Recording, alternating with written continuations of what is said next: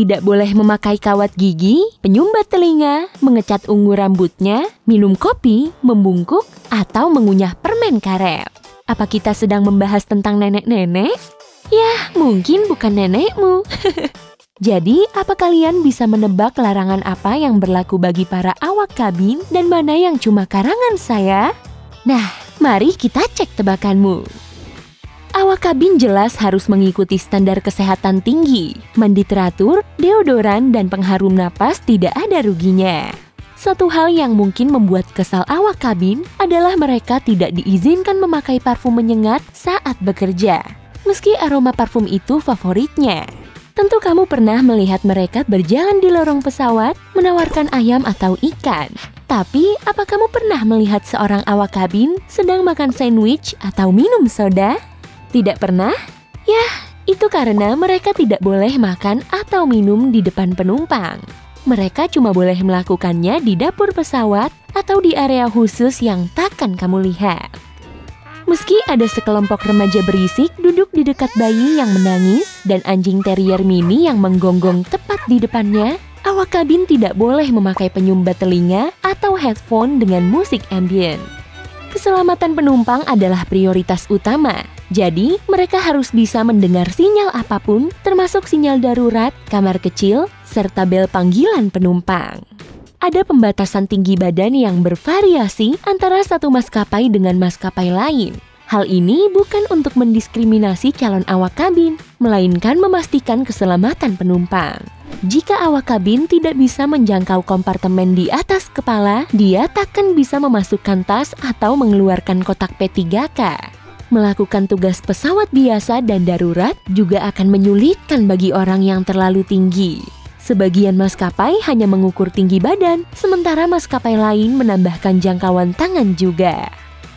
Sebagian besar maskapai membatasi jumlah dan jenis perhiasan yang bisa dipakai oleh awak kabin. Tindik lidah dan hidung jelas dilarang. Sebagian maskapai bahkan membatasi jumlah cincin yang boleh dipakai, yakni maksimal 2. Anting-anting panjang atau lingkaran besar seringnya tidak diperbolehkan dengan alasan keselamatan. Anting-anting itu bisa saja tersangkut sesuatu dan akan menyulitkan saat evakuasi. Sebagian maskapai membatasi jumlah anting-anting, yakni cuma sepasang meski itu kecil dan halus. Awak kabin tidak seperti staf restoran atau hotel, dan mereka tidak boleh menerima tip.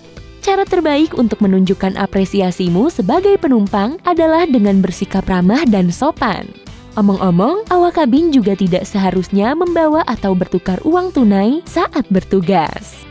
Meski penerbangan sangat lancar dan rekan mereka waspada, awak kabin tidak diperbolehkan tidur selama penerbangan. Satu-satunya pengecualian adalah pada penerbangan jarak jauh. Mereka punya area tidur khusus dan bekerja shift. Awak kabin wanita tidak boleh bertugas tanpa riasan.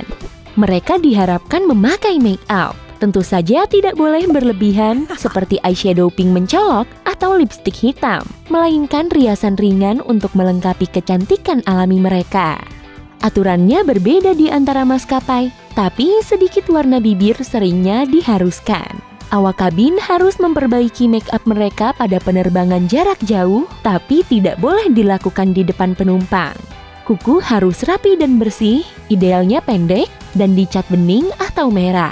Tentu saja bukan warna ekstrim atau neon. Jika rambut lebih panjang dari bahu, awak kabin harus membuat sanggul atau ekor kuda. Gaya rambut sanggul tinggi, mengembang, gimbal, mohawk, cornrow, dan bahkan gelombang besar atau keriting tidak diperbolehkan. Rambut harus selalu rapi dan teratur serta berwarna alami. Pink dan ungu bukan warna alami ya, barangkali saja kamu belum tahu. Dan satu lagi, akar rambut yang berbeda warna tidak boleh terlihat. Syarat perawatan bagi awak kabin pria membatasi panjang jenggot dan kumis. Gaya yang aneh-aneh dilarang dan hanya potong pendek yang diperbolehkan.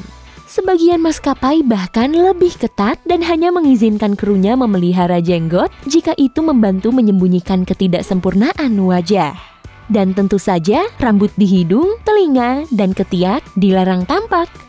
Kamu akan selalu melihat mereka berseragam, kecuali jika mereka ingin melanggar peraturan maskapai. Awak kabin dilarang berinteraksi dengan penumpang dengan pakaian selain seragam mereka. Jadi, kebanyakan kru memakainya sebelum tiba di bandara dan tidak akan menggantinya sampai tiba di rumah atau hotel setelah penerbangan. Saat mengenakan seragam, awak kabin mewakili maskapai meski mereka sedang berada di darat dan tidak di pesawat. Jadi, mereka tidak bisa melakukan kebiasaan buruk, pergi ke bar, atau mengunyah permen karet saat berseragam. Ada aturan lain demi reputasi maskapai, yakni awak kabin tidak diperbolehkan membungkuk, dan bahkan di sebagian perusahaan dilarang memasukkan tangan ke saku atau melipat tangan saat berseragam. Sebagian maskapai bahkan punya catwalk di pusat pelatihan mereka untuk melatih cara berjalan seperti supermodel. Senyum mereka harus sempurna. Kamu tak akan melihat awak kabin dengan cacat gigi yang jelas atau gigi yang ompong. Kawat gigi bening diperbolehkan, tapi tambalan gigi metalik yang tampak jelas dilarang. Mereka tidak diizinkan memakai semua barang dalam kotak P3K. Ya, mereka memang dilatih untuk melakukan pertolongan pertama dan kebanyakan bersertifikat CPR. Tapi mereka harus menunggu dokter profesional untuk menggunakan sebagian peralatan dan benda medis dalam kotak tersebut. Sekalipun mungkin mereka terbiasa menjerit, awak kabin diharuskan mengurangi volumenya.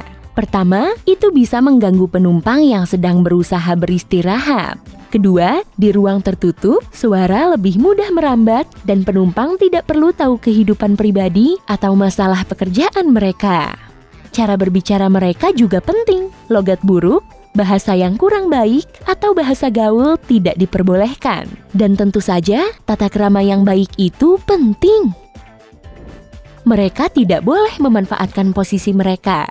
Tidak ada penerbangan gratis untuk teman atau keluarga. Dan mereka juga tidak boleh menyelundupkan paket berisi barang terlarang untuk teman atau anggota keluarga di luar negeri.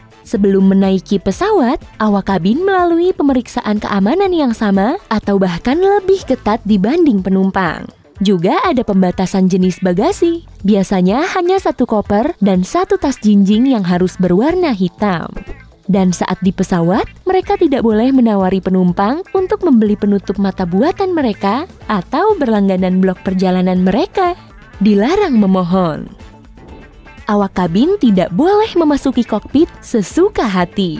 Mereka bisa saja mengganggu pekerjaan pilot dan membahayakan keselamatan semua orang. Jika memang harus masuk ke sana karena alasan kuat, mereka harus menelepon pilot dulu sebelum membuka pintu kokpit yang berkode dan menyuruh orang lain memegangi tirai, sehingga tak seorang pun menyelinap ke dalam. Mereka tidak bisa meminta pilot untuk terbang lebih cepat agar kamu bisa mengejar penerbangan berikut. Meski kamu sangat butuh tempat untuk berlatih yoga atau menghindari wanita cerewet yang duduk di sebelahmu, awak kabin tidak boleh mengizinkanmu ke dapur pesawat. Tempat ini hanya untuk kru. Di sini, mereka memasak makanan dan menyimpan barang-barang yang dibutuhkan selama penerbangan. Satu-satunya alasan kamu bisa berada di sini sebagai penumpang adalah mengantri kamar kecil. Mereka tidak akan membantumu keluar dari pesawat meski kamu merasa tidak sehat setelah penerbangan jauh. Karena mereka juga tidak boleh meninggalkan pesawat sampai semua penumpang keluar. Jika kamu perlu bantuan, mereka akan menghubungi staf bandara untuk mengawalmu keluar dari pesawat. Jika tak tersedia bantuan dari luar dan seorang penumpang benar-benar tidak mampu keluar dari pesawat sendiri, dia harus bersabar menunggu semua penumpang keluar lebih dulu. Barulah awak kabin bisa keluar dari pesawat.